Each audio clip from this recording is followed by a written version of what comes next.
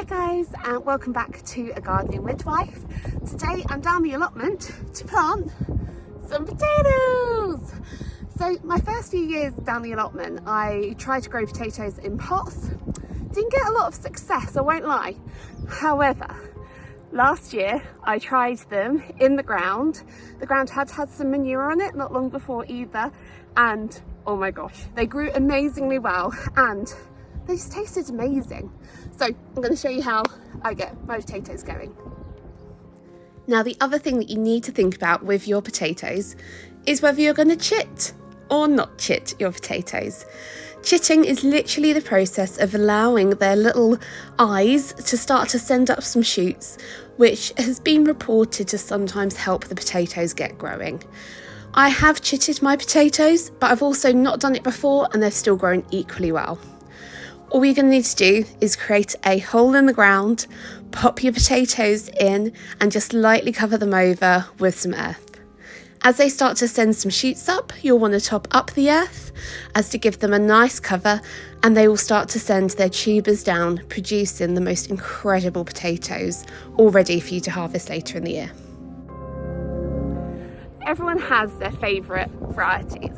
For me, one of my favourites is pink fir apple. They look a little bit like this. They're quite kind of knobbly, but they have amazing, nutty, smooth, gorgeous texture. They're classed as a late salad. You can grow potatoes in so many different ways. You don't have to have a garden or an allotment. They will grow perfectly fine in an old bucket or in an old tyre topped up with some compost, and they will just grow and grow and grow. You can have a little rummage on the top of the soil and soon harvest them just as they're growing and as you need them. You don't have to harvest them all at once. Also worth noting that if you do grow them in your gardens, if you happen to leave just one behind, you'll find that they will keep on growing. So these are some of my potatoes that I must have not harvested all of them last year, and they're trying to grow back. Some potatoes can get scab or blight, and this will sometimes ruin your whole harvest of potatoes. So therefore, I normally choose a few varieties that are scab and blight resistant. This one here is called Cara. It's a main crop potato, and these have really good resistance to scab and blight.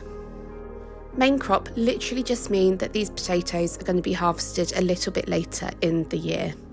They're going to taste absolutely wonderful, they're going to store absolutely brilliantly and grow down the allotment in between lots of other varieties and flowers and other crops as well. It's definitely worth growing your own potatoes a go. Super easy, super satisfying and taste amazing. Please do give me a shout out and let me know how you get on.